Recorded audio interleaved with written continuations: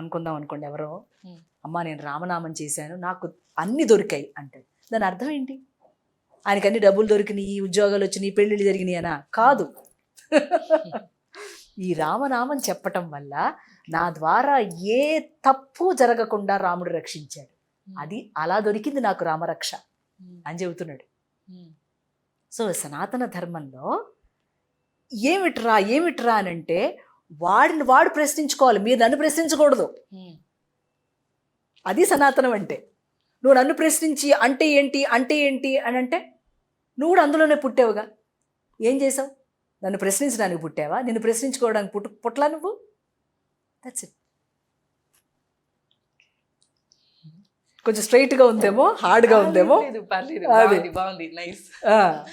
ఆంధ్రప్రదేశ్ ప్రభుత్వం సనాతన ధర్మం విషయంలో ఏ విధంగా వ్యవహరిస్తుందంటారు? ఒక స్ట్రెచ్లో కొన్ని చాలా మంచి పనులు చేసాయి.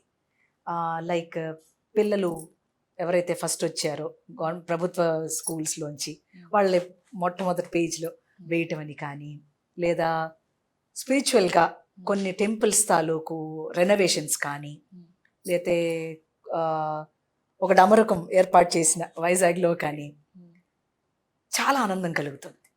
ఇప్పుడు పళని టు ఏదో ఒక రోడ్, రైల్వేనా సంథింగ్ ఏదో వేస్తున్నారు. నేను ఎక్కువ నాకు న్యూస్ తెలియదమ్మా, ఎవరైనా చెప్తే అది రిజిస్టర్ చేసుకుంటా తప్ప నేను న్యూస్ చూడను. నాకు టీవీ ఉండదు, పేపర్ కూడా ఉండదు.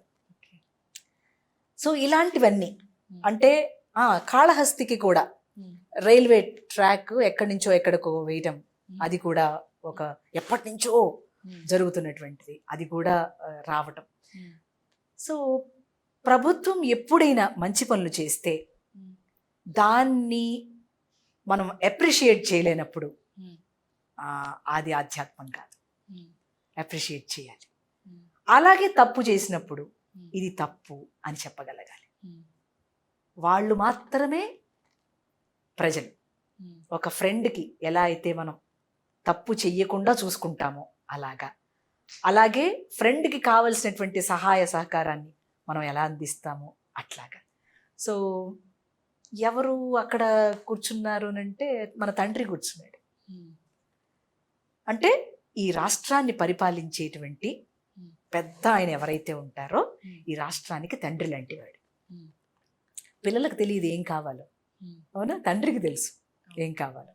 సో అలా తండ్రి ఇవ్వటం అనేది చాలా గొప్ప విషయం.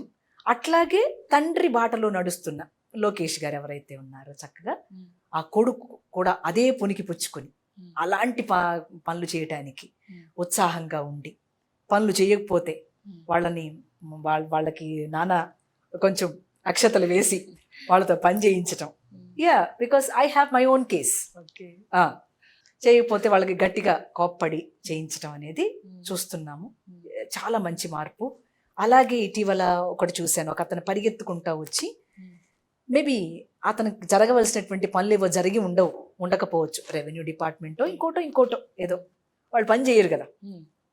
అందుకే చెప్తా, రెవెన్యూ డిపార్ట్మెంట్ వాళ్ళు ఎక్కువ కర్మను మూట వేసుకుంటారా నాయన, జాగ్రత్తగా బతకంటారా అని చెబుతా. వెనరాళ్ళు. సో అతనికి ఏదో పని జరగల. కాన్వాయ్లో వెళ్తూ ఉన్న చంద్రబాబు గారు ఆగి మరి తోసుకుని వచ్చేస్తున్నాడు అతను, పోలీసులు ఆపుతా అంటే. అయినా కూడా ఆయన ఎక్కడ ఇది చేయకుండా అతను వస్తూనే ఉన్నాడు. ఆ కాన్వాయ్లో బాబు గారు వస్తున్నారు, చంద్రబాబు గారు ఆపి అతని బాధ ఏంటో తెలుసుకొని, ఏంటి నాన్న ఏంటి నీ ప్రాబ్లం అంటే, ప్రాబ్లం చెప్తే నేను తప్పకుండా చేస్తానని చెప్పటం, నువ్వు కంగారు పడకు నేను చేస్తాను అని చెప్పటం. అలాంటి భరోసా ఒక ప్రజకి ఇవ్వటం అంటే ఎంత గొప్ప విషయం అమ్మా. అంత వయసులో ఆయన, నేను తప్పు అలాగే పాయింట్అవుట్ చేస్తా, రైట్ని అంతే మనస్ఫూర్తిగా అప్రిషియేట్ చేస్తా. Appreciation is not praise, it's an admiration. It's an admiration and an inspiration. అలా ఉండాలి పాలన. ఆ పాలనలో మన అందరం కూడా ఒక ఈజ్ ఫీల్ అవుతున్నాం. అంటే మన భూమి మనకు ఉంటుంది అండి, మన ఇల్లు మనకు ఉంటుంది, మన జీతం మనకు వస్తుంది. ఎంత భరోసా అండి జీవితానికి. ఇది మినిమం ఫర్ ఎవ్రీ సిటిజన్. ఇది మినిమంగా ఉండవలసినటువంటి ఒక రక్షణ ఒక ముఖ్యమంత్రిగా ఇవ్వాల్సింది. ఇలాంటివి నా నోటీస్లోకి వచ్చినవి చాలా ఉన్నాయి. That is why I'm appreciating, admire చేస్తున్నాను. I'm so much inspired by that leadership అంటున్నా. ఎందుకనంటే ఒక true follower will be a true leader. అట్లా రావాలి తరాలు. పవన్ కళ్యాణ్ గారు కానీ, మన లోకేష్ బాబు కానీ, ఎవరు వచ్చినా కూడా అట్లా రావాలి. అంతేగాని ఎక్కడికక్కడ మడిదడి కొట్టుకుని కూర్చుని నేను రాజునని చెప్పుకోవటం తప్పు. అది కుదరదు. ప్రజల్లో ఉన్నవాడే రాజు, ప్రజల మనసులు గెలుచుకున్నవాడే రాజు. రాజు అంటే ఎవరు? రంజింపజేసేవాడు. అలా ఉండాలి పరిపాలన. కాబట్టి ఇప్పుడు యువతగా వస్తున్నటువంటి లోకేష్ బాబు కానీ, ఇంకెవరైనా యంగ్స్టర్స్, ఇంకా మీదట ముందు ముందు వచ్చేవాళ్ళు ఎవరైనా సరే, ఐ రియల్లీ బ్లెస్ దెమ్. అలాంటి ఒక మంచి అడ్మినిస్ట్రేషన్ నేర్చుకోవాలి తండ్రి దగ్గర. అలాంటి ఒక పని చేయించగలిగేటువంటి ఒక సామర్థ్యం, మాట, ఆ వాక్ చాతుర్యం ఉండే ఒక పద్ధతి, ఉండేటువంటి మంచి వాక్కులు వారి నోటెమ్మట రావాలి. అలాగే వారిలో అన్ని శక్తులు వారిలో పనిచేయాలి. అన్ని ప్రజ్ఞలు చక్కగా పనిచేయాలి. చక్కటి ఆరోగ్యం సమకూడాలి వాళ్ళకి. ఇంత పని మనం హాయిగా కూర్చుంటున్నాం 1 గంట 2 గంటలు, పాపం వాళ్ళు కూర్చోరు, నుంచోరు, పరిగెడుతూనే ఉంటారు. మంచి ఆరోగ్యం కావాలని ప్రార్థన చేస్తున్నా వాళ్ళ కోసం తల్లి. వాళ్ళు ఇంకా మంచి మంచి బెటర్మెంట్స్ తీసుకురావాలి. ఆలయాల దగ్గరకు వచ్చేపాటికి ఈ ఆలయాలకు కొంత ప్రభుత్వం అదమాయిషియే కాకుండా, అంటే ఎండోమెంట్స్ అనేటువంటిదే కాకుండా, కొంత షాడో కమిటీలాగా కూడా ఏర్పాటు చేయగలిగితే బాగుంటుందని నా విన్నపం. సూచన చేయండి, నేను ఎవరికి, నేను విన్నపం చేస్తా.